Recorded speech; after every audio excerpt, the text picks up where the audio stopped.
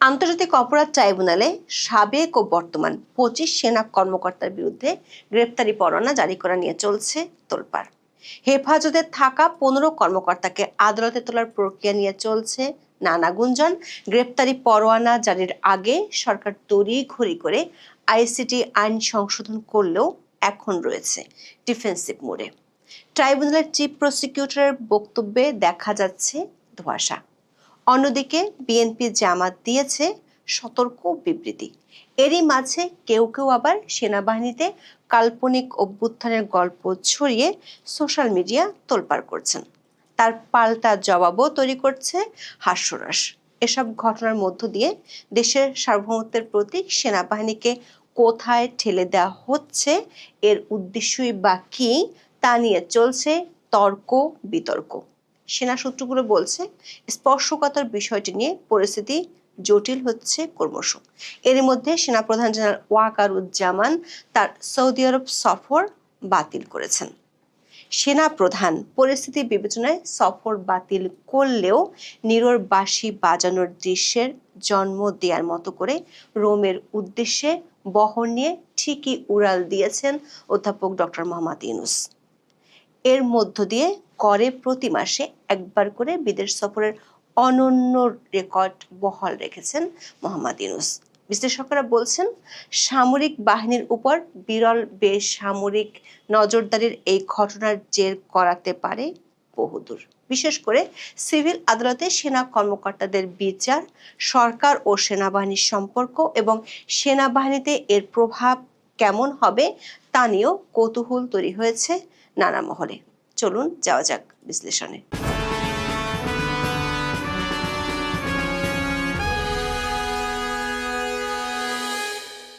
মানবতাবিরোধী অপরাধের অভিযোগে সাবেক ও বর্তমান সেনা কর্মকর্তাদের বিরুদ্ধে 8 অক্টোবর গ্রেপ্তারি পরোয়ানা জারি করে আন্তর্জাতিক অপরাধ ট্রাইব্যুনাল বা আইসিটি। এরপর থেকেই পক্ষে বিপক্ষে চলছিল আলোচনা সমালোচনা। নানা জল্পনা কল্পনার মধ্যে 11 অক্টোবর সেনা সদরের ব্রিফিংয়ে কথা বলেন adjutant general major general Mohammad Hakimuzzaman.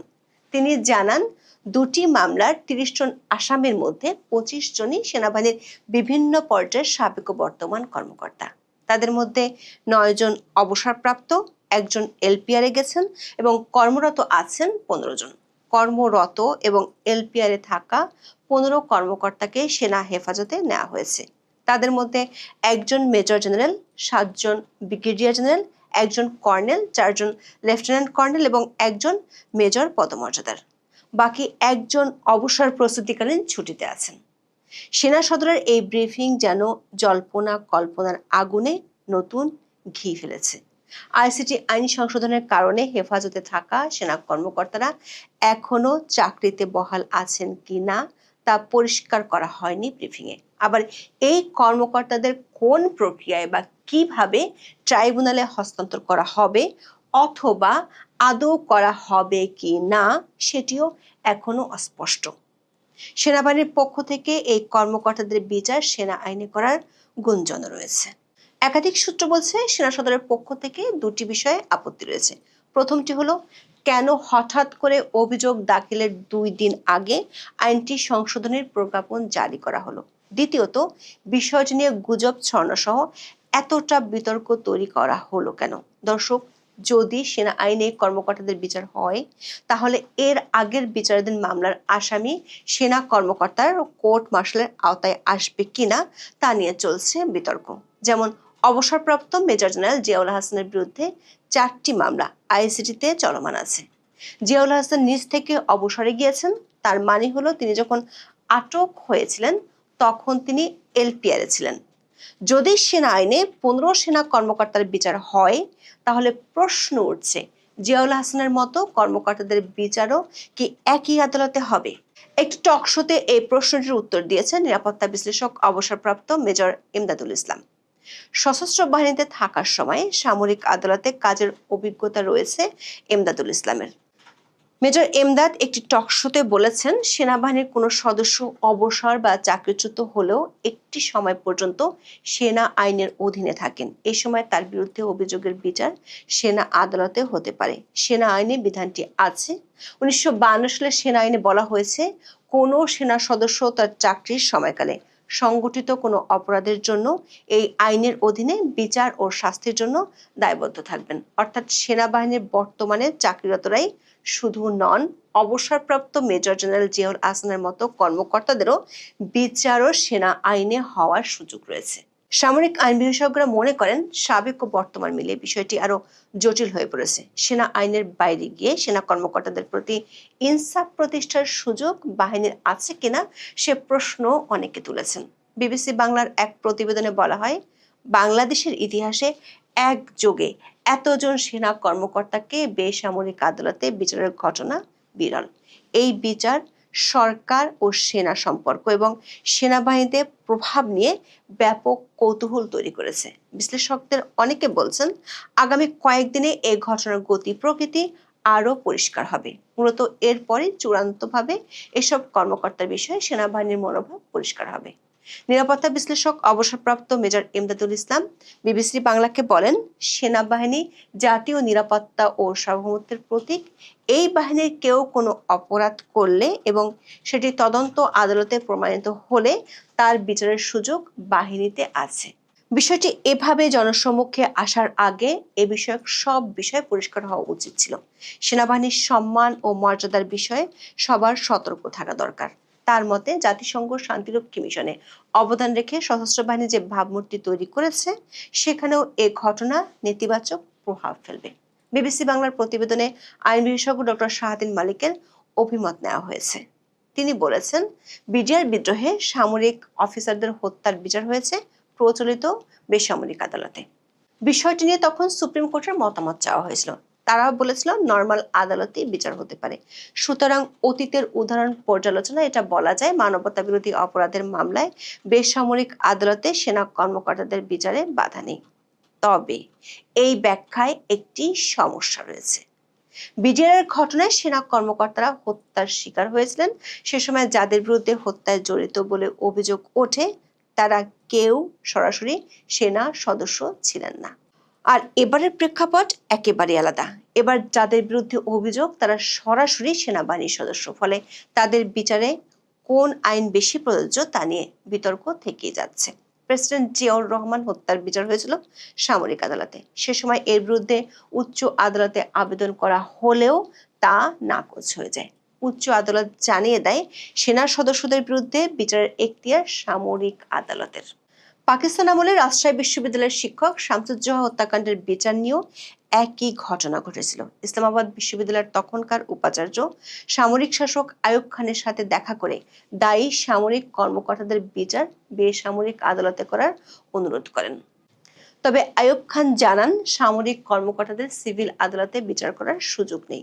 দর্শক, এসব নানান প্রশ্ন ঘুরপাক খাওয়ার মাঝে সরকার ও প্রসিকিউশন টিমের রণমূর্তি 24 ঘন্টায় অনেকটা বদলে গেছে। প্রধান উপদেষ্টার প্রেস সচিব বিবৃতি দিয়ে জানিয়েছেন আর কোনো সেনা কর্মকর্তার বিরুদ্ধে ওয়ারেন্ট জারির পরিকল্পনা নেই। তার এই বক্তব্য সমালোচনার জন্ম দিয়েছে। অন্যদিকে ট্রাইব্যুনালের চিফ প্রসিকিউটর 12 অক্টোবর দিয়েছেন ধরি মাছ না ছুঁই পানির মতো বক্তব্য। 15 সেনা কর্মকর্তাদের হেফাজতে নেওয়ার বিষয়টি দেশ জুড়ে আলোড়ন তুললেও তার দাবি বিষয়টি তারা এখনো আনুষ্ঠানিকভাবে জানেন না। ফলে মিডিয়ার প্রকাশিত তথ্য তিনি আমলে নিতে রাজি নন। অথচ চিফ প্রসিকিউটরের দায়িত্ব পাওয়ার পর থেকে সংবাদ মাধ্যমে প্রকাশিত তথ্যকেই এতদিন গুরুত্ব দিয়েছেন তিনি। তার বক্তব্য থেকে পরিষ্কার 15 কর্মকর্তার বিষয়ে আনুষ্ঠানিক কোনো তথ্যই জানায়নি সেনাবাহিনী। আবার আগের দিন সেনা সদরের বিবৃতি থেকে বোঝা যায় আইসিটি কর্তৃপক্ষ পরোয়ানা জারির বিষয়টি আনুষ্ঠানিকভাবে জানায়নি সেনাবাহিনীকে। অর্থাৎ দুই কর্তৃপক্ষের মধ্যে আদৌ কোনো সংযোগ আছে কিনা সেটিও একটি বড় প্রশ্ন। তাজুল ইসলাম 12 অক্টোবর সাংবাদিকদের প্রশ্নের জবাবে দাবি করেন সেনা সদর সংবাদ সম্মেলন করলেও বিষয়টি আনুষ্ঠানিকভাবে ট্রাইব্যুনালকে জানায়নি। ফলে 15 সেনা কর্মকর্তার বিষয়ে তিনি কোনো মন্তব্য করতে চান না। সেনাবাহিনীর হেফাজতে থাকা 15 সেনা কর্মকর্তার স্ট্যাটাস কি হবে সে বিষয়ে সরাসরি মন্তব্য করেননি তাজুল ইসলাম।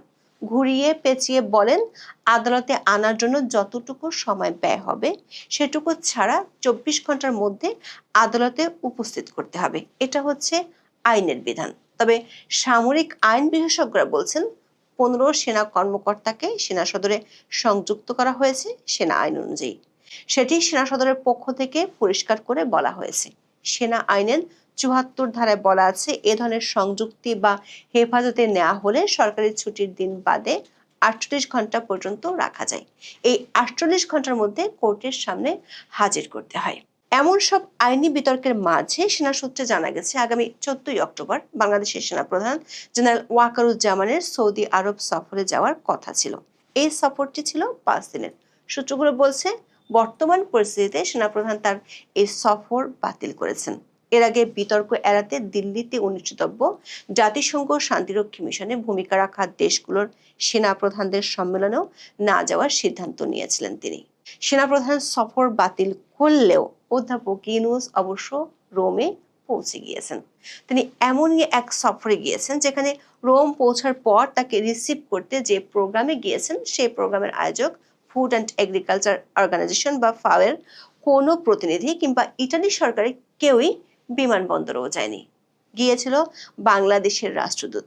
দর্শক, সেনা কর্মকর্তাদের ঘটনাটি নিয়ে অধ্যাপক ইউনূস যাওয়ার আগেই ঘটে গেছে বেশ কয়েক প্রস্থ নাটকের মঞ্চন। দেশ এবং দেশের বাইরে থেকে একের পর এক ছড়ানো হচ্ছে গুজবের ডালপালা। এমনকি সেনা অভ্যুত্থানের গুজব ছড়িয়ে তা প্রতিহত করার ডাক দিয়ে ফেসবুকে হাস্যরসের খোরাক জোগাতে ব্যস্ত অনেকে। গুজবের বাড়াবাড়ি নিয়ে উদ্বেগ জানাচ্ছেন অনেক বিশ্লেষক। টাইমস অব বাংলাদেশের এক নিবন্ধে বলা হয়, এই বিচারিক প্রক্রিয়াকে দলীয় এজেন্ডার সঙ্গে যুক্ত করা হলে তা ট্রাইব্যুনাল এবং সশস্ত্র বাহিনী উভয়েরই বিশ্বাসযোগ্যতায় নেতিবাচক প্রভাব ফেলতে পারে। এজন্য একে সম্পূর্ণভাবে একটি বিচারিক বিষয় হিসেবে বিবেচনা করা উচিত। কোনোভাবেই রাজনৈতিক ফায়দা লাভের জন্য এই মামলাগুলোকে ব্যবহার করা উচিত হবে না। নিবন্ধে আশঙ্কা প্রকাশ করে বলা হয়, এই বিচার প্রক্রিয়াটি পক্ষপাত দুষ্ট হলে বা নিরপেক্ষতা হারালে প্রভাব হবে সুদূরপ্রসারী। এতে জনসাধারণের আস্থা নষ্ট হবে এবং সামরিক বাহিনী সহ গুরুত্বপূর্ণ রাষ্ট্রীয় প্রতিষ্ঠানগুলোকে দুর্বল করে দেবে। এক্ষেত্রে বিশেষভাবে নজর রাখতে হবে যেন কোনোভাবেই সামরিক বাহিনীর সদস্যদের মনোবলে নেতিবাচক প্রভাব না পড়ে।